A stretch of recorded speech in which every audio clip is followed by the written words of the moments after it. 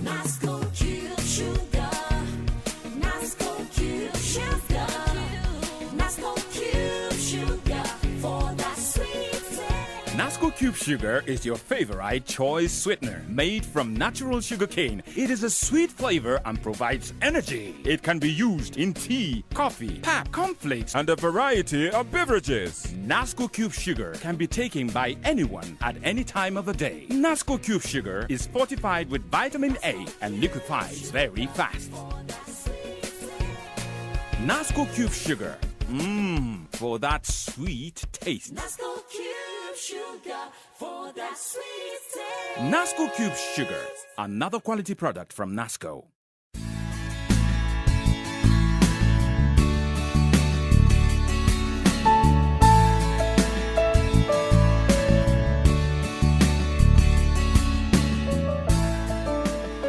Hello people, it's another beautiful Saturday morning and time for your number one radio talk show.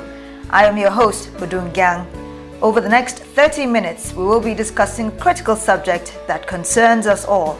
So whether you are young, old, married, single, employed, retired, a parent, child, businessman, athlete, or whoever you may be, this episode of the Nasco Moments radio talk show has been put together just for you.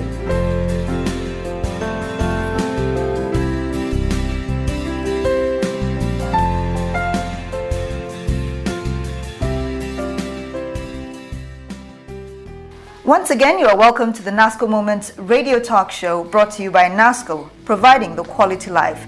Today we've decided to share some fundamental ideals which are of great importance to us as Nigerians in our quest for the quality life. Our guest on the show is actively involved in the area of human development. She is a relationship expert and has led several campaigns to bring tangible change and transformation to the home front. Certainly not a stranger to audiences on this station.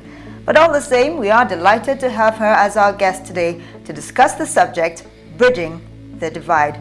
Pastor Mrs. Esther Ibanga, welcome to our program. Thank you very much, Kudu. Not since the late 60s has Nigeria been bedeviled by internal conflict as we have it today. Terrorism, insurgency, ethno-religious conflicts have created a gulf between Nigerians. As a nation, what we are now suffering is a crisis that has mostly come about due to a breakdown in relationships. From the home front to the wider society, it is increasingly the case that we are more selfish and less humane in our interpersonal relationships. In your opinion, what happened to us as a nation? Where did we get it wrong? Thank you very much, Kudun, for that question and for having me on the program. I'd like to start by saying that as human beings, we are created to relate to one another because nobody lives in isolation, and there is an inherent need inbred in every human being to relate to another person. We tend to gravitate towards people that have similarities with us, and so we find it easier to relate with those people. And in the Nigerian case, I would say that I grew up as a Nigerian irrespective of my religion or faith, and lived with everybody, and it was wonderful. And like you said, how did we get here? I would say the major, what I would add is basically politics, has been responsible for the divide, the divide from seeing ourselves as one people, one Nigeria, and with a common goal to make Nigeria great. I think with the introduction of politics, people started using the divide and rule strategy, to get what they wanted. And I would never say that religion is an issue. It's just a weapon that is used in the hands of people for their selfish aims. So how did we get there? We got people that were selfish and wanted to promote their ideals and basically what would benefit themselves, not what would benefit us as a people and as a nation. And sadly, we have let them go on and on. Yes, unfortunately. Nigeria is a nation of over 300 ethnic groups. In our context, we are quite diverse. Many have argued that our diversity has played a major role in creating our conflicts. What is your position on this? I don't agree with that. I think there's beauty in diversity. We can look at creation as it is. If God wanted us all to look the same and be from the same tribe, it would have been so. But I think that the diversity reflects the beauty and the creativity of God. And for and you and I know that there is beauty, and it is more interesting when you see the diverse parts of humanity than if we were all Nigerians or we're all Africans, we look the same. But look at it, we have different races, and these races have unique features that are associated with them, and each of these races reflect a particular beauty. I would like to see the beauty and not the ugly part. So I think there is strength in diversity. There is beauty in diversity. Imagine if you looked like me. We won't see how beautiful your nose is, that you look like a Fulani girl, But the variety here reflects the different beauties and strength of, diversities. And I think in the Nigerian context, truly, there's something unique about the Hausa man that only he can do that comfortably. Yes. And the same thing with the Igbo man, and the same thing with say the Birom or the Fulani or the Yorubas. Look at the uniqueness, and each of them have a strength that we can bring to the table. So rather than use our differences for bad, we can rather exploit them for good. They are meant for good. They are meant for strengthening. They are meant to make us really better people, and we better start concentrating on using those differences to add rather than to take away from the Nigerian Which project. brings us to our next question. What are the binding forces in the case of a diverse context such as ours? The major binding force, I would say, honestly, is if we all have the vision of, a great Nigeria. That will bind us together. We're not yet there, and that's why we're still having the differences, and so I'm thinking about my religion, I'm thinking about my tribe, I'm thinking about my people. But from the moment we begin to be more nationalistic than ethnic, I think that is a major thing that would bind us together. We all want to see a great Nigerian nation. We all want the African nations to look up to us. We all want to take our place in the polity of nations, as the greatest African nation.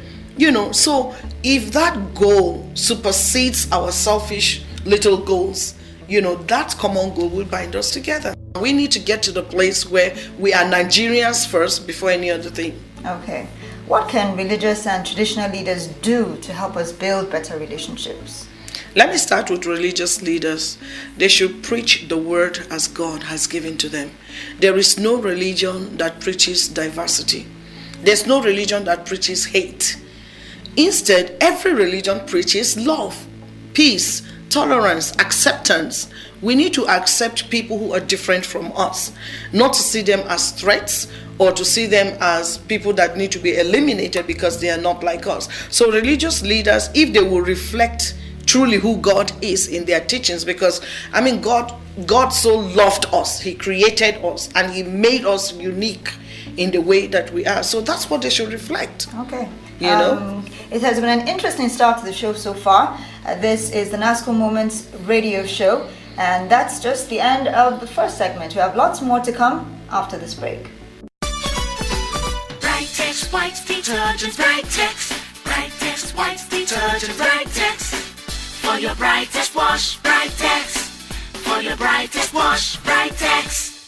Ever since I discovered the secret of Brightex white detergent, my clothes come fresh, bright and clean always. It's mild on clothes and good for my washing machine. Thank you, Brightex. Brightex detergent cleans deep stains and dirt from your clothes, keeping it fresh and bright so your clothes don't fade. It lasts longer. Brightex white detergent, a quality product from Nasco. Take the Brightex advantage today and keep your clothes fresh, bright and clean. For your brightest wash, Brightex. Brightex, for the brightest wash. Welcome back to the Nasco Moment Show on Peace 90.5 FM Stereo. We have been talking about human relationships and how we connect as people. It is safe to say that human life essentially consists of relationships, whether it is between a husband and wife, within a community, corporate and business, and among nations.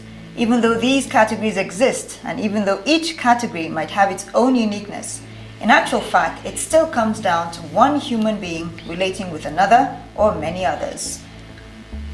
What is the single thread that connects people in a relationship, regardless of the categories we just named, Madam? I think the single thread here is the desire for the common good, of either the family or the business or organization or the state, or in this case, Nigeria. For example, in a family unit, the husband and the wife do not see themselves as me versus you, but they see themselves as us. And whatever they achieve is for the common good of that family, is the name of the family that will be called, And then if it breaks, it's the name of the family that is at stake.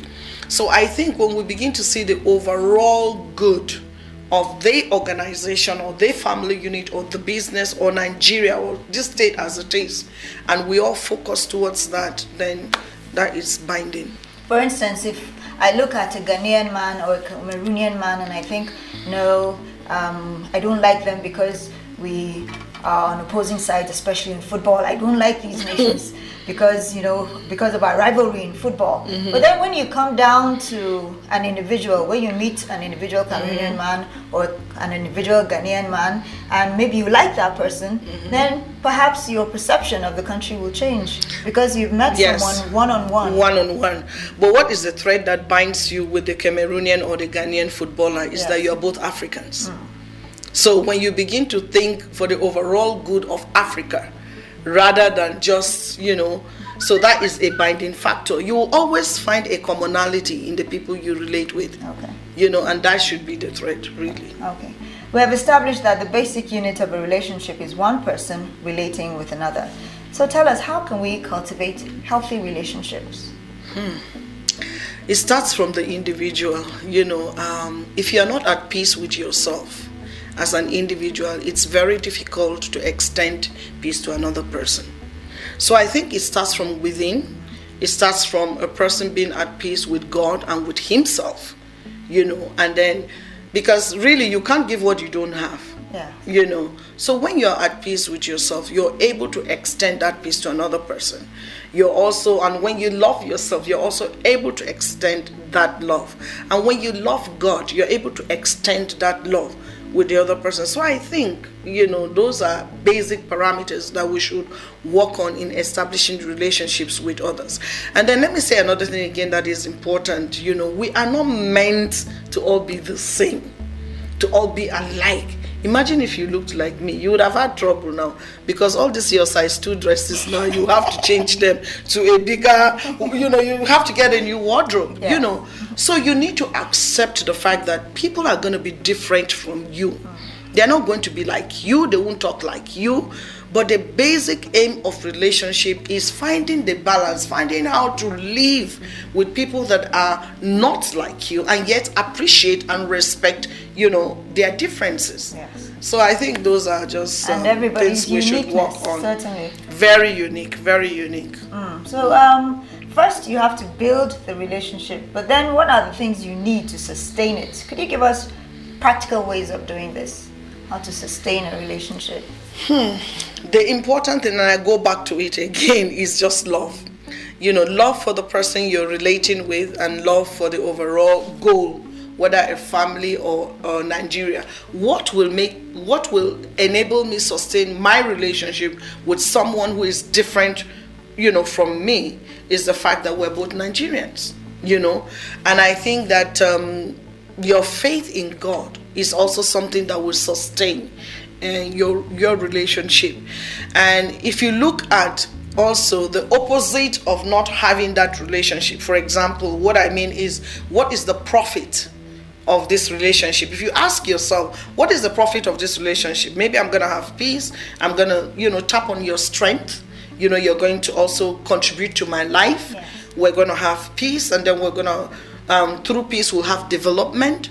So if you look at the profit of the relationship, and you compare it to, if I don't have this relationship, what's going to happen to me? You're going to lose all of these things. So by the time you weigh the two in the balance, you know it's more profitable for you to maintain that relationship. That should be able to sustain it. What do you think are common pitfalls to building healthy relationships? Pitfalls number one, selfishness. Selfishness and self-centeredness. And then, your private motive, your private agenda. It's all about you. The focus is about you. It's about your people, your faith, your religion, your. Me. It's not us. So it's the greatest pitfall to relationships, even in a house. If the husband is thinking only of himself, believe me, they're gonna have trouble. Because he has to think of the wife, he has to think of the children, and the overall good of the family. So selfishness and self-centeredness and private agendas are major pitfalls. All right. We'll just take one more before we finish up on this segment. What are some of the myths about relationships that you would like to correct, especially where it concerns a male and a female? That you can only marry from your tribe, or you can only have a successful marriage, from within your people. I don't think that is true, and some parents go out of their way to ensure that no, or you can only do business with people you are from the same background with, or people that you have the education. Those are myths, that if somebody is not a degree holder, you cannot marry that person, you cannot date that. These are myths that should be debunked, because we've had people that have, broken that myth, in that they've come from different places and they've made a success of their relationships. Okay. Interesting.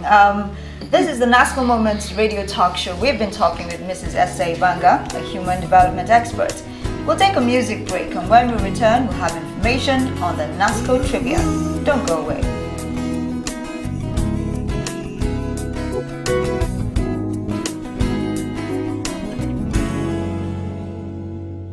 She sits across the table, thoughts moving through her mind.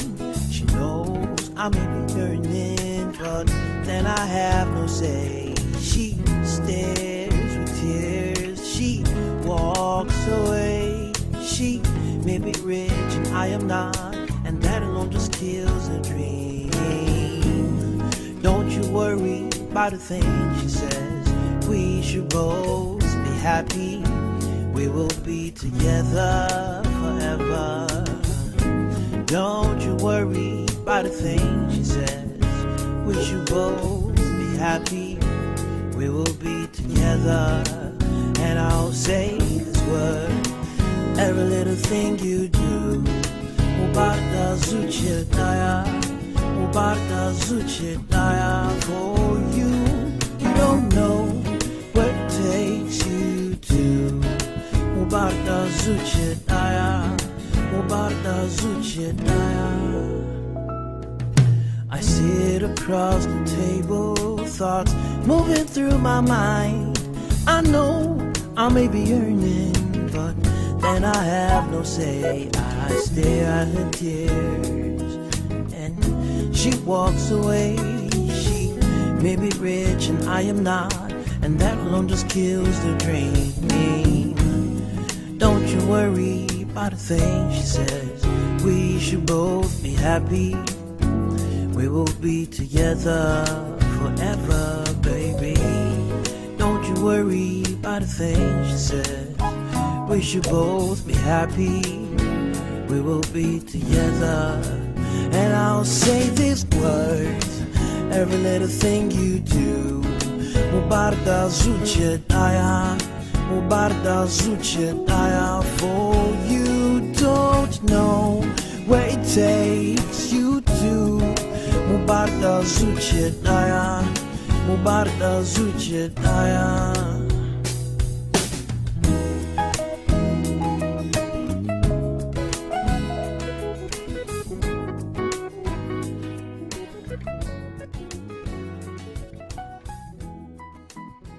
It's time for the Nasco Trivia. The rules remain the same. we read out one question each week during the third segment of the show. All you have to do is send us the correct answer. Remember, it's a text-only trivia, which means only responses sent via text message will be considered. Only one winner emerges each week, which means the first to send in the correct answer will be the one to win the prize for that week. Last week, audiences were asked to name Nasco's subsidiaries. Nasco has 8 subsidiaries, namely Nasco Headquarters, Nasco Foods, Nasco Household, Nasco Pack, Nasco Fiber, Nasco Riceco, Nasco Property, and Nasco Town. We are pleased to announce the winner of this trivia. He is Mr. Ifeanyi Elechi. Congratulations, Ifeanyi. You are the lucky winner of an assorted gift pack courtesy of our good friends from Nasco. You are to collect your gift at Unimark Limited, number 20, New Zaria Terrace, opposite New Crescent Hospital here in Jos. The address again is Unimark Limited, number 20, New Zaria Terrace, opposite New Crescent Hospital here in Jos. You can also call 0805 481 2947 for more information on how to collect your gift. This week, the question is, name 5 features on the Britex detergent sachet. Name 5 features on the Britex detergent sachet. The number to send your text message to is 0805 774 777. Again, 0805 774 777. Remember to include your name, number, and location when you send your answer. Please note that this competition is not open to Nasco staff and relatives. For the sake of audiences who might have missed today's broadcast, you're not to worry. You can catch this week's show on our podcast. All you have to do is visit the website www.nasco.net and listen to the show as many times as you like. Remember, we need your participation. Talk to your friends, anyone you know, family, colleagues. Tell them about the new show in town. Subsequently, every other broadcast will be made available on our website. Nasco is also running a competition on its Facebook page, www.facebook.com/Nasco Group. All you have to do is like the page, make valuable contributions, and follow the instructions that have been provided, and you stand the chance to win an iPad, a Samsung S5, an HTC dual SIM phone, and lots of recharge cards. Remember to visit us on www.nasco.net. On Facebook, www.facebook.com/Nasco Group. And you can follow Nasco on Twitter. The Twitter handle is @Nasco Group. Having established the fact that Nigeria is where it is today, largely due to the breakdown of relationships across different groups, it then suggests that if we can fix our relationships, there are many benefits to be arrived. Mrs. Ibanga, what are some of the benefits attached to having healthy relationships? For instance, between members of a family, between colleagues at work, or between communities? Well, the major one I would like to talk about is development. If you don't have a healthy relationship, it affects your productivity, And you've seen people who come to work because they have had a fight with their spouse. They're unable to work for that day. So basically that day they don't achieve anything. So truly, if we really want to move forward as a nation and as a people, we must work at having healthy relationships, because if we don't, it just causes destruction. I mean, look at the issues that have gone on, all the crisis in the plateau, and then what was the result of it? Destruction of property, loss of lives. So, what did we gain by that? We just lost. We lost both ways, So honestly, if we really want to advance and we want to experience peace, joy, and development, we must have healthy relationships, and we must work at it. I keep on saying work at it because it doesn't come easy, but you have to make up your mind that I'm going to give it my best shot, and I'm going to do everything that I can to improve on this relationship. Peace, joy, development are some of the benefits attached to having healthy relationships. What role do relationships play in conflict management, whether in business, marriage, school, jobs? It's really vital in reconciliation. The process of reconciliation is what you refer to as conflict. Where there are conflicts, what will resolve that conflict is an existing solid relationship. For example, I keep on going to, the home, because that is the foundation of every other relationship, for us, exactly. If the husband and wife, are having a fight and, they're on the threat of divorce, nobody can just walk into their house and say, no, you must not divorce. No, the only person that can speak to them is somebody they both respect and somebody who has a relationship with them. Either their imam or their pastor or, somebody that they respect, somebody they both have a relationship with. So, these are the ways we can capitalize on existing relationships, in conflict management and resolution. Okay, let's bring it down to our parents, our guardians, our teachers, and leaders in the society. What role do they play in embedding values and principles into young people towards improving our lot as a nation? Major roles. They should stop communicating their biases. Some teachers are already biased and they communicate that to the children, and it's wrong. Don't communicate what you feel. Communicate what is right. Do what is right. The guardians, and even as religious leaders, sometimes we communicate our biases, and before you know it, you have formed the opinion of your followers, because they're going to think the way you think, and you have already expressed that in what you say. So please communicate what is right, not your personal biases. But as human as we are, we all have our sentiments. How do we stop ourselves from, placing our sentiments on others, especially impressionable young people? Yes, you have to also, the way to do that is, first of all, ask yourself, what am I paid for to do in this person's life? What is my role? What is my official capacity, or what is my office in the life of this person or to the people I'm talking to?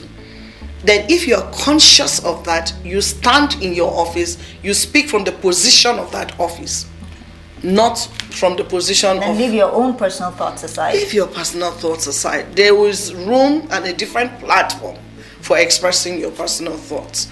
I think people should be more conscious of their offices. If you are conscious of your assignment and your role, then you will represent who sent you there and not yourself. Okay. In the first segment, we had attributed the collapse of the structure of society to a breakdown in relationships. As we close, what are some ways you can suggest for us to fix this breakdown? How do we begin? Cross the line. Cross the line. Cross the line of every division. Cross the line between male and female. Cross the line between Christian and Muslim. Just cross the line. You're not going to die. Just cross the line and reach out to the other party. Without us crossing the line, we are not making any attempt to bridge the gap.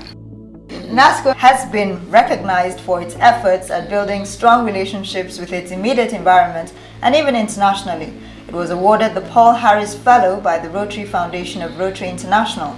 This honor was given to the Nasco chairman in appreciation of his tangible and significant assistance given for the furtherance of better understanding and friendly relations among peoples of the world. By this, it is clear that Nasco not only understands the importance of relationships, but it is actively engaged in building relationships. What words of encouragement do you have for Nasco?